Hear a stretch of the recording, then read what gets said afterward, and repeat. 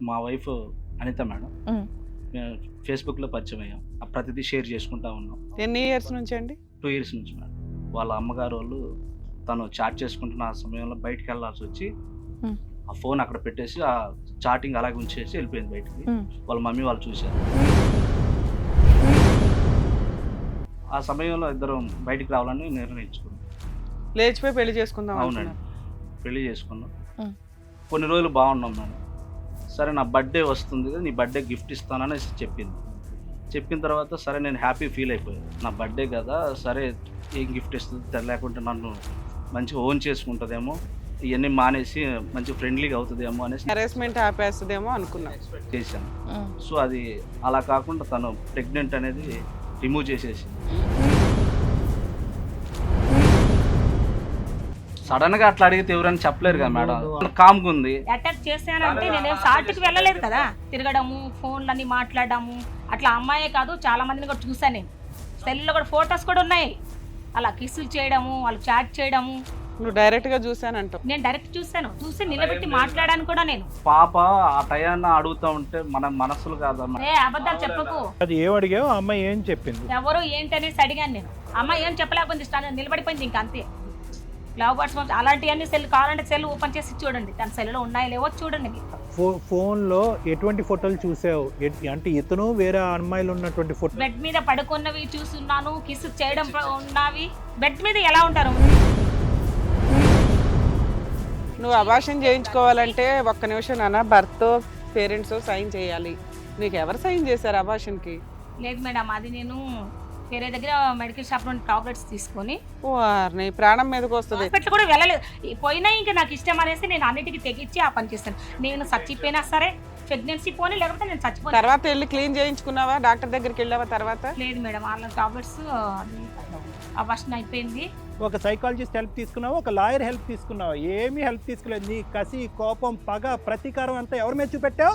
ఎవరి మీద చూపెట్టావు? నిన్ను ఇప్పుడు గౌరవించాలా? మీ ఇద్దరిని చిలక గోరింకల్లా కలిపి పంపించాలా? ఉంటావా ఉండవా అమ్మా నిన్ను ప్రశ్నించాలా? ఏం మాట్లాడుతున్నావమ్మా? Non sense. పిల్లలు పుట్టరు అంటే పిల్లలు పుట్టిన వాళ్ళకి పుట్టట్లా, మీలాంటి వాళ్ళకి పుట్టేస్తున్నారు. ఇగో ఇట్లా చంపుకొని చావాల్సిన పరిస్థితులు వస్తున్నాయి వాళ్ళకి. మీ రేంజ్ లెవెల్లో మేము దిగదారి చెప్పలేం, ఎడ్యుకేటెడ్ లెవెల్లో మీకు చెప్పినా అర్థం కాదు. మీలాంటి వాళ్ళకి మేము చెప్పి టైం వేస్ట్ చేసుకోవడం దండగా. మీ గొయ్యలు మీరు ఇలాగే తవ్వుకుంటూ బయట పోండి. మరి ఈ కార్యక్రమంలో మనతో పాటు ఉన్నారు ప్రముఖ హైకోర్టు అడ్వకేట్ రమ్య ఆకుల గారు. నమస్తే మేడం. నమస్తే అండి. ప్రముఖ సైకియాట్రిస్ట్ డాక్టర్ కళ్యాణ్ చక్రవర్తి గారు. నమస్తే సార్. సో శ్రీకాంత్ గారు ఆయన సమస్యతో ఇక్కడి వరకు వచ్చారంటే ఆయనకు న్యాయం కావాలని చెప్పేసి, అసలు అతని సమస్య ఏంటి, ఎలాంటి న్యాయం కావాలని కోరుకుంటున్నారో అడిగి తెలుసుకుందాం. నమస్తే అండి శ్రీకాంత్ గారు. నమస్తే మేడం. ఎక్కడి నుంచి వస్తున్నారు? గుంటూరు నుంచి వచ్చాను. గుంటూరు నుంచి. చెప్పండి. గుంటూరులోనే ఉండేవాడిని మేడం. మ్. మా వైఫ్ అనిత మేడం. మ్. మేము ఫేస్‌బుక్‌లో పరిచయం అయ్యాం. ఓ.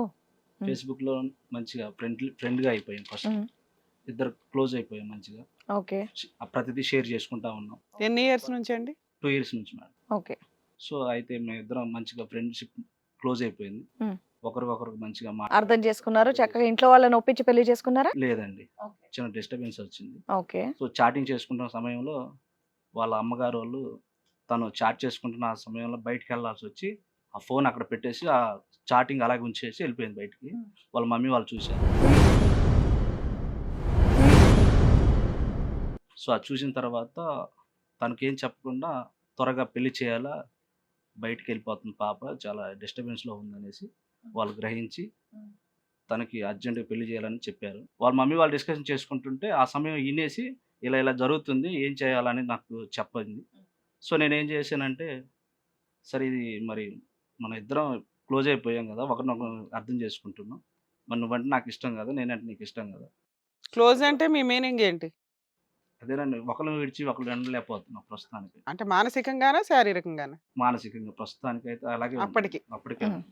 ఆ సమయంలో ఇద్దరం బయటికి రావాలని నిర్ణయించుకున్నాం. లేచిపోయి పెళ్లి చేసుకుందాం అనుకున్నారు. అవునండి. అదెందుకు? వాళ్ళ ఇంట్లో వాళ్ళని ఒప్పించుకుంటే సరిపోయేది కదా. సో, వాళ్ళు ఒప్పుకోవట్లేదు మరి అప్పుడు. ట్రై చేశారా మీరు? చేసామండి ఫస్ట్.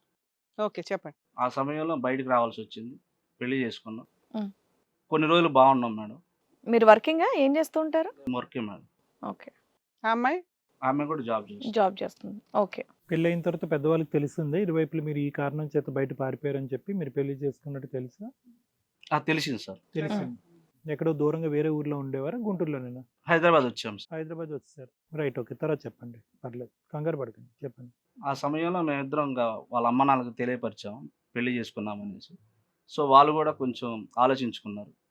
సరే మరి ఒక రోజు వచ్చిపోండి అనేసి వాళ్ళు చెప్పడం జరిగింది. అలా వాళ్ళ ఇంటికి కూడా వెళ్ళాము. అంత పుసుక్కుని ఒప్పేసుకునే వాళ్ళు ఏదో పెళ్లికి అడిగితే ఒప్పుకునేవాళ్ళు కదా. అలా జరగలేదు మేడం. కొన్నాళ్ళు గ్యాప్ వచ్చేసింది. పెళ్ళైన తర్వాత ఎన్నేళ్ల తర్వాత? 2 years అయింది మేడం. 2 years తర్వాత రమ్మన్నారా? ఓకే. ఆ సమయంలో ఇంకా వెళ్ళాల్సి వచ్చింది. వెళ్ళాము. వాళ్ళు కూడా మంచిగా రిసీవ్ చేసుకున్నారు. మేమిద్దరం హ్యాపీగా ఉన్నాం. ఆ మధ్యలో సమస్యలుగా తనకు ప్రెగ్నెంట్ అయింది మేడం. ప్రెగ్నెన్సీ సమస్య అంటే తను ప్రెగ్నెంట్ అయిన తర్వాత నుంచి సమస్య మొదలైంది మేడం. అది చెప్పాలి.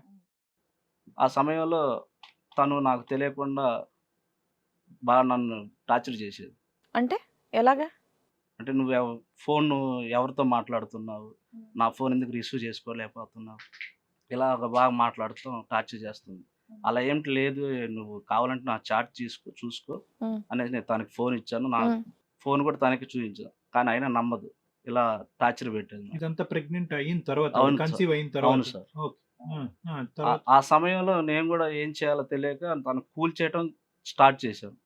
నువ్వు కావాలంటే నన్ను అనుమానించు, మాకు నేనేంటో నీకు తెలుసు కదా ఫస్ట్ నుంచి, నువ్వు మధ్యలో ఇలా అంట కరెక్ట్ కాదు కదా, నీకు ఎవరైనా చెప్తున్నారా ఇలాగా, లేకుంటే ఏంటి ఇలాగ ఎట్లా మారిపోయావు అనేసి నేను తనకు చెప్పడం జరిగింది. లేదు నువ్వు మారిపోయావు అనేసి నన్ను బాగా. నీ ఫోన్లో ఏమైనా దొరికిందా అమ్మాయి వెతికినప్పుడు? ఏం లేదు సార్. నువ్వు ఏదైనా ఎవరితోనో వేరే స్త్రీలతో జనరల్ గా ఫోన్ మాట్లాడతాం కదా సార్, అదే సమయంలో తన ఫోన్ మాట్లాడడం జరిగింది. ఇదంతా వాళ్ళ పుట్టింటికి వెళ్ళిన తర్వాత? అవునండి. అది జనరల్ గా ఫోన్ మాట్లాడతాం కదా సార్, మాట్లాడిన తర్వాత అదే సమయంలో తను చేయటంలో ఎంగేజ్ వస్తుంది కదా సార్. సో దాన్ని అలా ఆలోచించి చేసుకుంది, ఇమాజినేషన్ అలా ఆలోచించి నన్ను ఎక్కువ అనుమానించడం స్టార్ట్ చేసింది. ఏ సమయంలో ఫోన్ మాట్లాడి ఆ సమయం నుంచి నువ్వు వాట్సాప్ కాల్ చేసి వీడియో ఫోన్ నాకు చెయ్యి, నువ్వు ఎక్కడ ఉన్నావు అనేసి ఇలా చేయడం జరిగింది. నేను ప్రతిదీ తనకు చెప్పడం జరుగుతుంది. తను కాకపోతే అర్థం చేసుకోలేక నా మీద ఇంకా అనుమానం ఇంకా ఎక్కువ చేస్తూ తన ఫ్రెండ్స్ వాళ్ళు ఏదైనా చెప్పటమా, వాళ్ళ అమ్మోళ్ళు చెప్పటమా నాకైతే తెలిసేది కాదు. తను ఎవరైతే చెప్తున్నారో అదంతా నమ్మేసి నన్ను అనుమానిస్తూ ఉంది. ప్రెగ్నెంట్ అయిన తర్వాత వాళ్ళ ఇంటికి వెళ్ళింది కదా మేడం, నన్ను అనుమానిస్తూ ఉంది. సరే నా బర్త్డే వస్తుంది కదా, నీ బర్త్డే గిఫ్ట్ ఇస్తానని చెప్పింది. చెప్పిన తర్వాత సరే నేను హ్యాపీ ఫీల్ అయిపోయా. నా బర్త్డే కదా, సరే ఏం గిఫ్ట్ ఇస్తుంది, లేకుంటే నన్ను మంచిగా ఓన్ చేసుకుంటుందేమో, ఇవన్నీ మానేసి మంచి ఫ్రెండ్లీగా అవుతుందేమో అనేసి హెరాస్మెంట్ ఆపేస్తుందేమో అనుకున్నా, ఎక్స్పెక్ట్ చేశాను. సో అది అలా కాకుండా తను ప్రెగ్నెంట్ అనేది రిమూవ్ చేసేసింది. అబార్షన్ చేయించుకుందా? అవును సార్.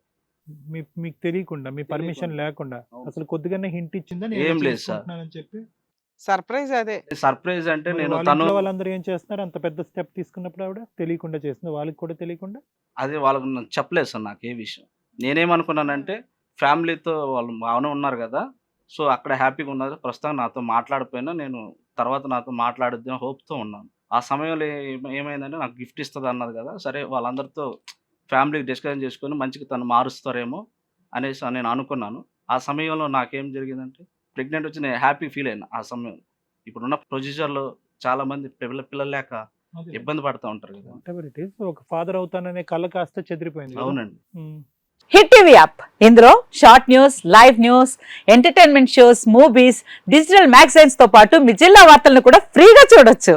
ఇంకెందుకు ఆలస్యం, వెంటనే హిట్ టీవీ యాప్ ని డౌన్లోడ్ చేసుకుని ఫ్రీగా ఎంటర్టైన్మెంట్ పొందండి. Hit TV app, hit TV app, please download hit TV app. Hit TV app ని ఫ్రీగా డౌన్లోడ్ చేసుకుని ఎంజాయ్ చేయండి. మీకు నచ్చిన ఎంటర్టైన్మెంట్ కోసం హిట్ టీవీ యాప్ ని ఫ్రీగా డౌన్లోడ్ చేసుకుని ఎంజాయ్ చేయండి. హిట్ టీవీ యాప్ ని డౌన్లోడ్ చేసుకుని ఆస్వాదించండి, ఆశీర్వదించండి. ఇంతమంది సెలబ్రిటీలు హిట్ టీవీ యాప్ ని డౌన్లోడ్ చేసుకోండి అని చెప్తున్నారంటే ఎంత మంచి యాప్ ఆలోచించండి.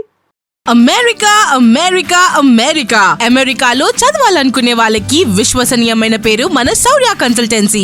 UK లో 1 year masters, UK లో 1 year masters, 2 years work permit up to 5 years visa. Contact Saurya Consultancy. Contact 89851 89851.